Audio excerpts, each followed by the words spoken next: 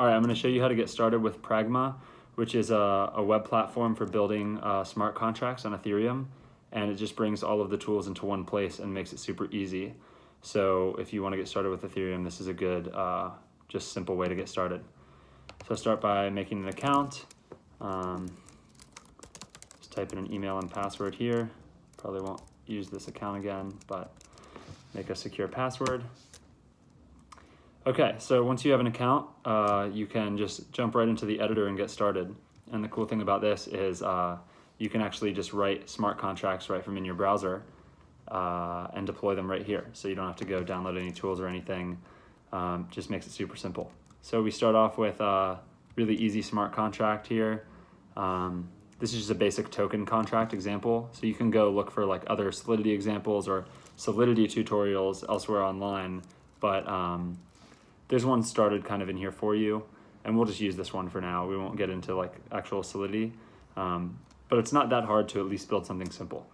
So I have this contract, it's called John Coin. It's just pretty much a mapping of balances, which keeps track of how many coins everybody has, and there's an event that gets fired every time someone sends a coin. So we're sitting here, I'm on the Rinkeby test network using a test account, so I'm not using any real Ether right now, but this does work on all the test networks and the main network. And if you want to deploy your contract, you just click deploy. And in your browser, it'll compile your code. And when you're done, it'll just take you through an easy walkthrough of how to deploy your contract. So my code only has one contract in the file, so I'll just choose that one. And the next step is just going to be to approve the transaction in MetaMask. So I have a bunch of test Ether on Rinkeby. If you're on the main network, sometimes things can take a little longer and you can adjust your MetaMask gas price here. But the test network generally goes pretty quickly anyways. So we'll just submit the transaction. And the cool thing about this is when you submit this transaction, Pragma will actually save your deploy for you. So you don't have to go write down like, here's how much I spent, or like, here's the transaction ID. And it doesn't matter if you close the window or anything, but Pragma will give you kind of this loading screen. And you can even go, you can click this and go view your transaction in another tab on Etherscan, which is just an Ethereum blockchain explorer. So this will wait while it loads, and Pragma will keep loading for you. But even if you close this window or tab, it'll tell you when it's done. So the deploy is successful, as we can see, which brings us to the next screen, which you can just go ahead and jump right into contracts. So on this screen, we can see all of the contracts I've deployed. And yeah, so there's just one here, which is John Coin. And then there's some things we can do. So we can go to the logs. We can interact with the contract, we can edit the info or delete it. So we don't have any logs yet because we just created the contract, but we can go create some by interacting with it. So as we can see, let's just see right now, I'll copy the address to this test account.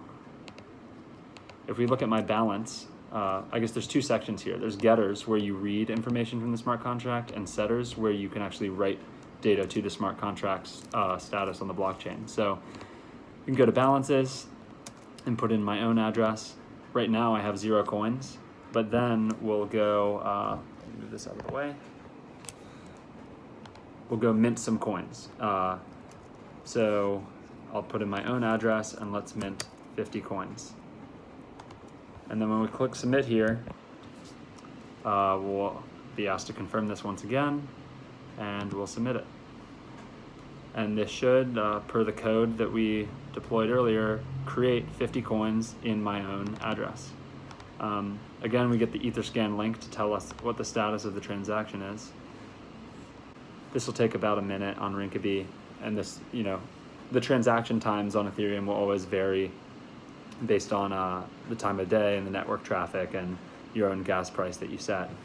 But this should take about a minute. Great, cool. So now that that's successful, we can go back and read from the contract once again. My address is still there.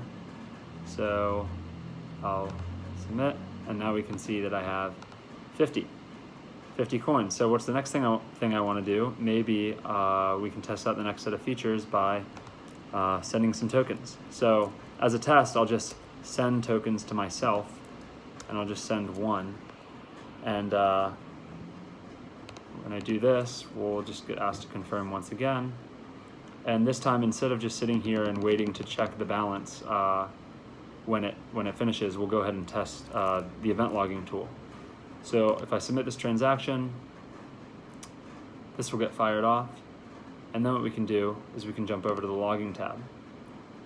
And right now there are no events because I just created this contract and this is the first time I'm sending Ether. But if we sit on this event table, the cool thing is that this will load all of your event logs in real time. And they're searchable and filterable and everything. So if we sit here, we should be able to see actually that when our pending transaction confirms, we'll get it in our event log table. And then this event log table doesn't just load contracts that you initiate yourself. It actually loads any contracts, any events that happen in your contract. So as you can see, the event popped up. I can click to expand one new event. And here we go. So now we can see in our event logs, from my own address to my own address, 1 coin was sent.